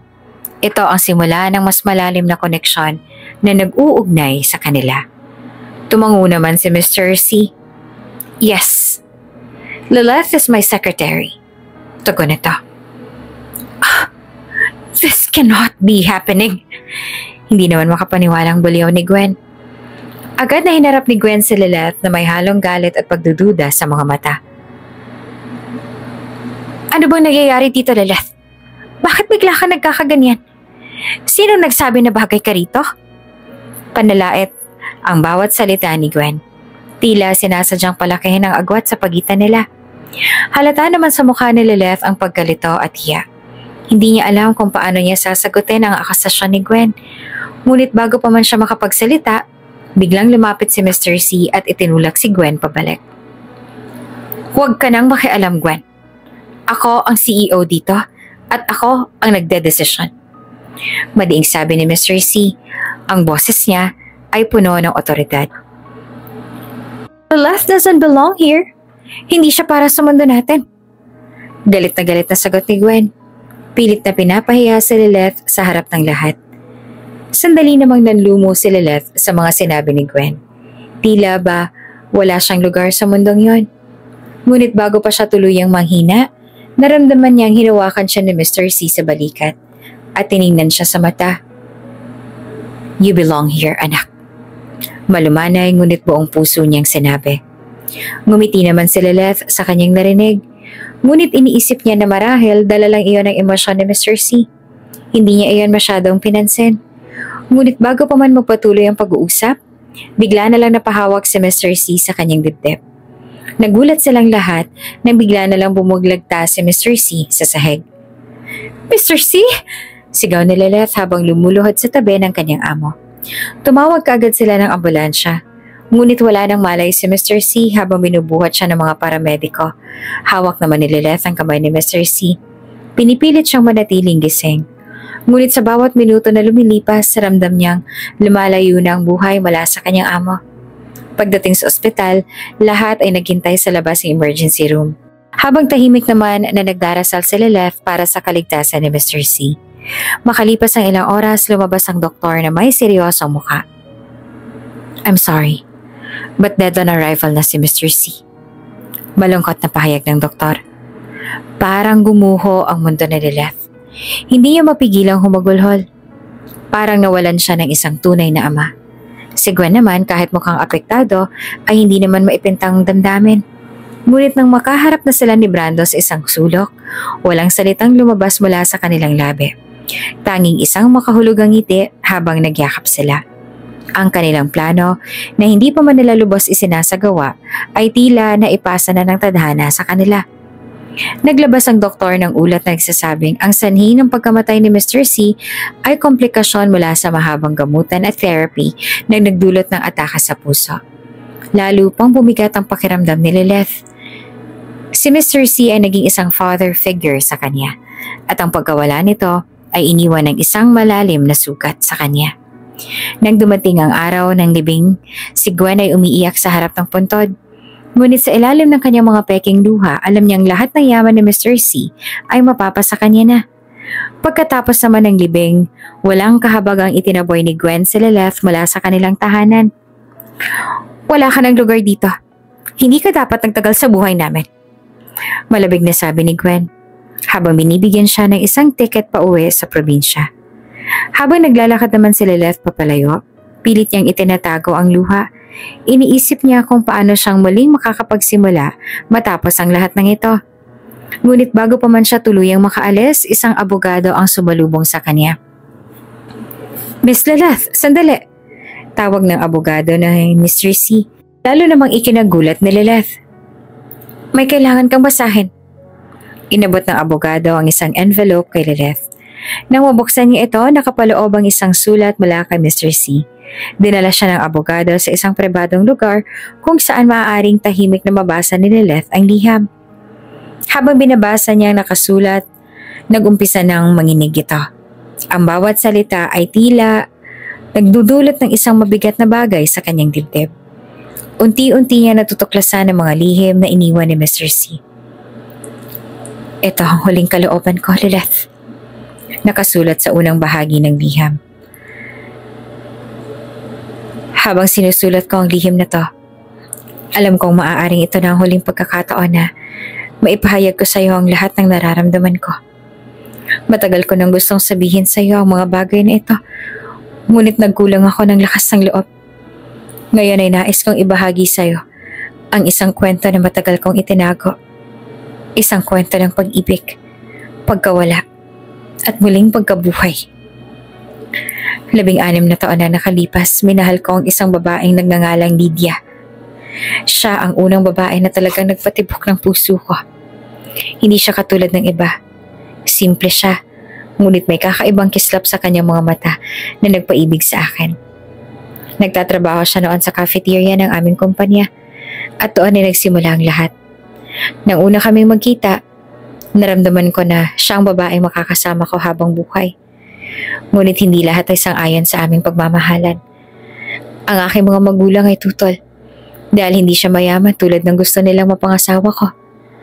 Sa kabila ng lahat ng to, pinili kong ipaglaban si Lydia.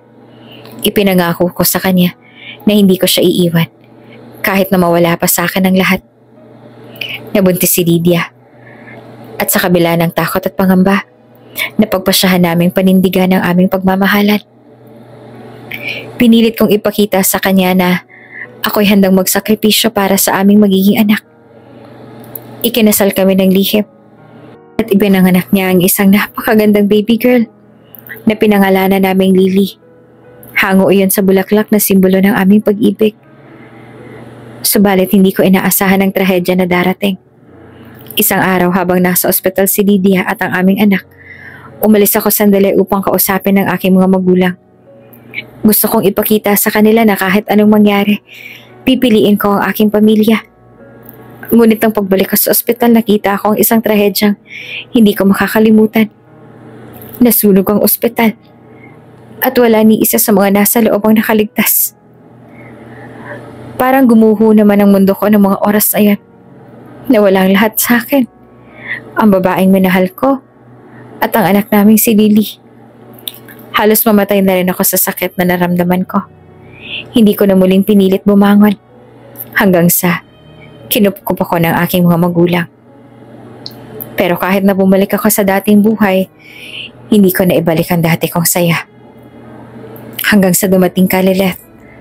Mula nung una kitang makita ay naramdaman ko na merong kakaiba. Hindi ko maintindihan ngunit parang may malalim na connection tayo.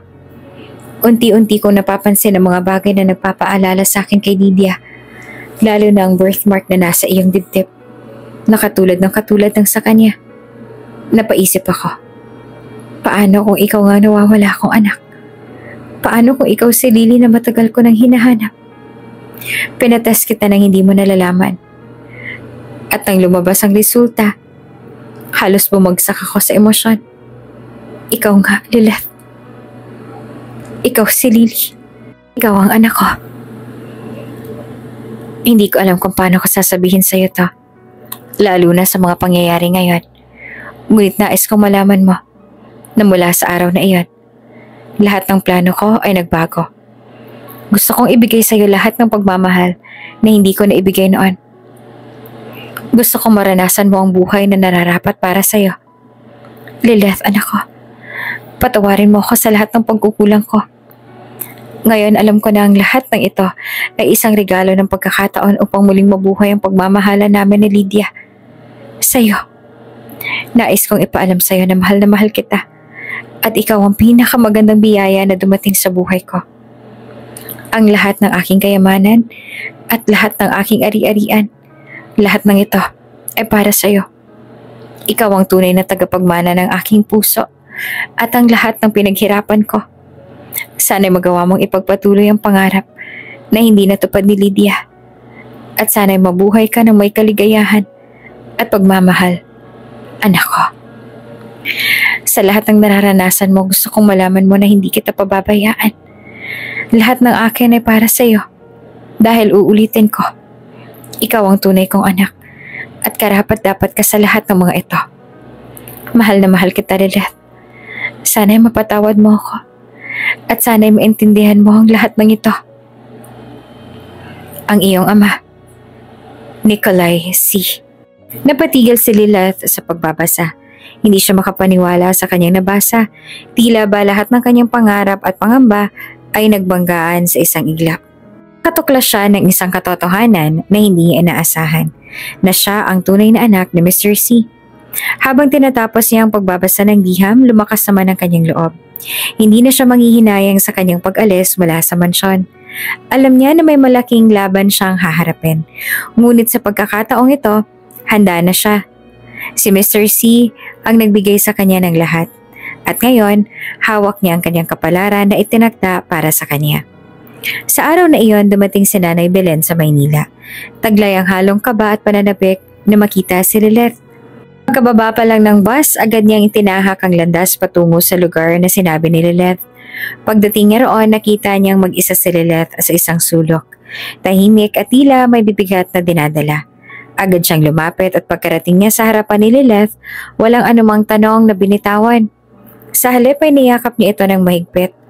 Ramdam ang bigate at pagmamahal ng isang ina sa kanyang anak. Anak, anong nangyayari sa'yo? Anong ginawa sa'yo ni Chamokang? Bakit hindi ka na umuwi? Sunod-sunod na tanong ni Nanay Belen habang hinahaplos ang buhok ni Lilith. Pilit na inaalis ang bawat patak ng luha nito. Pero hindi na sumagot si Lilith. Sa halip ay umakap siya ng mas mahigpit kay Nanay Belen. At doon ay tuluyan ang bumuhos ang lahat ng kanyang hinanakit at sakit na matagal niya nang kinikimkim. Nakaramdam naman si Nanay Belen ng bigat ng kalooban ni Lilith, kaya naman hinayaan niyang lumuha ito hanggang sa mailabas ang lahat ng kanyang nararamdaman. Habang yakap ang anak, napansin naman ni Nanay Belen ang isang sobre sa tabi ng mga gamit ni Lilith. Kinuha niya ito at binuksan at natagpuan ang isang lihim mula kay Mr. C, pati na rin ang isang DNA test result. Nang mabasa niya ang laman ng sulat, nanlumo siya at hindi napigilang mapaiyak. Lumuhod siya sa harap ni Lilith. Hinawakan ang mga kamay nito at nagsimulang magpaliwanag. Lilith, simula ni Nanay Belen. Janitress ako noon sa isang lying-in clinic sa Maynila. Noong araw na yon, biglang nagkaroon ng sunog sa ospital. Saktong nasa malapit ako sa nursery na maganap iyon, kaya't nailigtas namin ng ilang sanggol. Pero sa room ng mga bagong panganak, kabilang ang nanay mong si Lydia, sobrang laki ng apoy na wala na kaming magawa. Walang nakaligtas sa kanila. Bumuntong hininga si Nanay Belen at itinuloy ang kwento. May ilang mga nag-claim ng mga baby, pero sa'yo walang naghanap. Takot akong baka wala nang mag-alaga sa'yo kaya't nagpa siya akong kupkupin ka na lang. Buhay pa noon ang tatay-tatayan mo at dahil hirap kaming magkaanak, inampon ka na lang namin. Umalis kami ng Maynila at nanirahan sa probinsya kung saan pinalaki ka namin na parang tunay din naming anak. Puno ng pagsisisi si Nanay Belen at hindi niya napigilang umiyak habang humihingi ng tawad. Patawarin mo ako, anak. Kung nalaman ko lang noon ikaw pala ang anak na isang mayaman at makapangyarihang tao, hindi sana kita dinala sa hirap. Hindi sana kita dinala sa sitwasyon kung saan kailangang magtiis ng sobra. Pero si Lilith sa kabila ng lahat ay hindi nagalit. Hinawakan niya ang mga kamay ni Nanay Belen at sinabi, Nay, huwag po kayong mag-sorry. Kayo pong dahilan kung bakit ako nabuhay. Kayo pong nagbigay sa akin ng pagmamahal at buhay na to. Mahal na mahal ko kayo at walang magbabago roon. Nayakap niya ulit si Nanay Belen at ipinaliwanag, si Mr. C pala ang tunay kong ama. Mapaglaro talagang tadhana, no? Hindi ko akalain na siya palang magliligtas sa akin mula sa kamay ni Chamokang. Kung hindi dahil sa kanya, baka mas malala pang nangyari sa akin. Napahinto naman si Nanay Belen na tinanong si Lilith, Anak, anong plano mo ngayon? Matapos na tumingin si Lilith sa kanyang ina at sa mata niya ay makikita ang determinasyon. Hindi ko hahayaang masira ang pangalan ni Papa. Sisiguraduhin kong magbabayad ang lahat ng mga taong nagnais na manakit sa kanya at sa akin. Hindi ako papayag na basta nalang mawala ang lahat ng pinaghirapan niya, lalo ng kanyang pagmamahal para sa akin. Nagkasundo silang dalawa na haharapin ang lahat ng hamon na parating, magkasama at buo ang loob, upang ipaglaban ang katarungan para kay Mr. C at sa kanilang pamilyang nabuo sa kabila ng lahat ng pagsubok. Sa araw na yon, si Lilith ay pinatawag sa opisina ng abogado ni Mr. C upang basahin ang huling habilin. Nakaupo siya sa isang gilid ng conference room, tahimik at nagugulahan, habang si Gwen naman ay nasa kabilang dulo, tahasang nagpapakita ng pagkayamot. Nakatingin si Gwen kay Lilith na parang siya ay isang masamang panaginip na hindi niya matanggal. Sa isipan ni Gwen, tsak na sa kanya na mapupuntahan lahat ng kayamanan ni Mr. C, lalo na't wala naman silang anak. Habang nagtatagal, lalo lamang umiigting ang inis ni Gwen. Ano ba ginagawa mo rito? Malakas at mapanlait na tanong niya kay Lilith, na sinabayan pa ng nakangising mga mata. Wala kang karapatan dito. Sa akin mapupunta ang lahat. At hindi kita hahayaang makakuha ng kahit ni sentimo. You are pathetic. Hindi na sumagot si Lilith. Nakatitig lang siya kay Gwen. Pinipilit niyang kontrolin ng sarili habang nakaramdam siya ng bigat sa lahat ng nangyayari. Pagkatapos ng ilang saglit ay pumasok ang abogado at nagpakawala ng malalim na buntong hininga bago magsimula. Nais ko pong ipaalam sa inyo na bago pumanaw si Mr. C, inayos niya ang lahat ng kanyang mga ari-arian at mana. Ayon sa kanyang huling habilin, ang lahat ng kanyang yaman, mula sa kumpanya hanggang sa mga personal na ari-arian ay mapupunta sa kanyang tunay na tagapagmana, ang kanyang anak na si Lilith. Parang tumigil ang oras para kay Gwen. Nanlaki ang kanyang mga mata. Hindi makapaniwala sa narinig. Halos hindi niya maipinta ang mukha sa sobrang pagkagulat. Hindi, kasi nangalingan to. Hiyaw niya. Sabay tayong mabilis na parang naisabunutan si Lilith. Ngunit bago pa siyang makalapit, agad siyang hinarang ng mga security guard. Nagpumigla si Gwen, halos magwala sa galit at desperasyon. Asawa ko ni Mr. C. Ako ang may karapatan sa lahat ng to. Hindi pwedeng mapunta sa ibang tao ang lahat ng pinaghirapan namin. Nakahinga ng malalim ang abogado at ipinagpatuloy ang pagbasa. Bago po pumanaw si Mr. C, pinirmahan niya lahat ng kinakailangang dokumento upang masigurong mapupunta kay Lilith ang lahat ng kanyang ari-arian. Nais niya magpatuloy ang kanyang pamana sa kanyang tunay na anak. Habang binabasa ito, nakita ni Lilith ang gulat at takot sa mga mata ni Gwen. Hindi niya akalain na magwawala ng ganoon si Gwen, lalo na at wala siyang iniwang kahit na ano para dito. Sa isang iglap, tila nagbago ang lahat para kay Gwen. Mula sa pagiging sigurado na siyang makikinabang sa lahat ng iniwan ni Mr. C, ngayon ay isa siyang walang-wala. Pero hindi pa tapos ang sorpresa ng araw na iyon. Matapos ilahad ang huling habilin, inilabas ng abogado ang mga ebidensyang nakalap ni Mr. C. Bago siya pumanaw, mga ebidensyang nagpatunay na sina Gwen at Brando ang nasa likod ng tangkang pagpatay kay Mr. C. Ipinakita ang email, mga transaksyon, mga testimonya ng mga taong nakakaalam sa kanilang plano. Napaluhod na lang si Gwen sa sahig, halos hindi siya makakilos sa takot. Hindi to pwede. Hindi to dapat mangyari. Paulit-ulit niyang sigaw. Habang lumuluha at tila nawawala na sa katinoan, ngunit hindi na siya pinansin ng abogado. Natuloy-tuloy lang sa pagbasa ng mga ebidensya. Hanggang sa pumasok ang mga pulis sa silid, handa na upang arestuhin si Gwen at si Brando. Takot na takot si Gwen, halos hindi na makapag-isip ng maayos. Nagmamakaawa siya kay Lilith. Luha ang lumapit, hawak-hawak ang kanyang mga kamay. Lilith, huwag mong ituloy to. Hindi papayag si Nicolay sa mga ginagawa mo. Mahal niya ako. Ako ang asawa niya. Pero si Lilith, bagaman mabigat ang kanyang kalooban, ay nananatiling malamig at matatag. Para ito kay Papa. Mahinahong sagot naman niya. Puno ng determinasyon. Walang ibang salitang binitawan si Lilith at tumalikod siya at naglakad palabas ng silid. Habang umaalis si Lilith, naiwan naman si Gwen na umiiyak. Hawak ng mga pulis, alam niyang wala na siyang magagawa at ang lahat ng kanyang plano ay nagdulot lamang ng kanyang sariling kapahamakan. Makukulong siya, kasama si Brando, at lahat ng kanilang pinagsikapang kunin ay naglaho sa isang iglap. At sa wakas, nagawa ni Lilith ang tama. Ipinagtanggol ang pangalan ng kanyang ama at ang katarungang matagal nang inaasam ni Mr. C. Sa kabila ng lahat ng pinagdaanan, si Lilith ay nagtagumpay. Ngayon, 10 taon na matapos ang pagkawala ni Mr. C, nandoon siya sa isang memorial park. Nakatayo sa harap ng puntod ng lalaking kinilala niyang ama. Isang tao na sa kabila ng maikling panahon nilang magkasama ay nagbigay ng lahat upang masigurong magkaroon siya ng magandang kinabukasan. Suot ang puting coat na nagpakilala sa kanya bilang isang ganap na doktor. Hawak na ni Lilith ang bouquet ng mga puting lilies, ang paboritong bulaklak ng kanyang mga magulang. Ibinaba niya ito sa puntod ni Mr. C at lumuhod upang bigyan ng respeto ang taong tumulong sa kanya upang marating ang pangarap niya. Papa, malambing na sambit ni Lilith habang nakatitig sa lapida. Eto na po ako ngayon. Isa na akong ganap na resident doctor. Nagpabuntong hininga siya na tila nilulunod ng emosyon ang kanyang dibdib. Alam kong hindi naging madali ang lahat. Ang dami kong pinagdaanan. Mula sa paglisa ni Nanay Lydia, sa mga pagsubok na dumating sa atin, hanggang sa pagtuklas ko ng katotohanan. Pero alam kong kayo ni Mama Lydia ang dahilan kung bakit ako narito ngayon. Napatingala siya. Tinitingnan ng kalangitan na tila hinahanap ang mga mata ng kanyang mga magulang.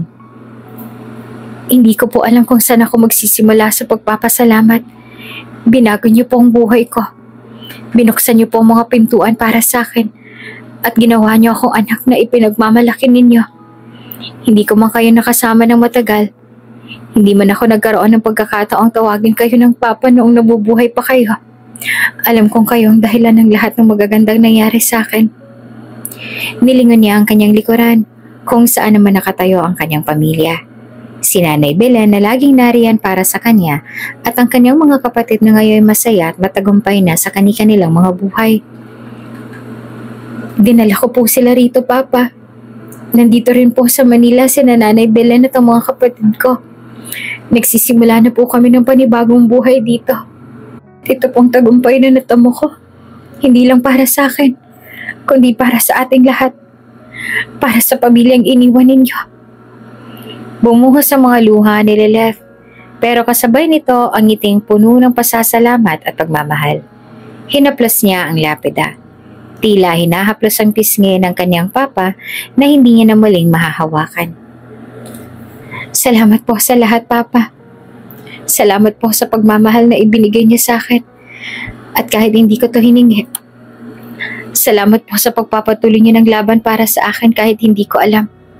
Pangako ko po sa inyo at kay Mama Lydia na gagawin ko ang lahat upang maging karapat-dapat sa pagmamahal at sa mga sakripisyong ginagawa ninyo para sa akin.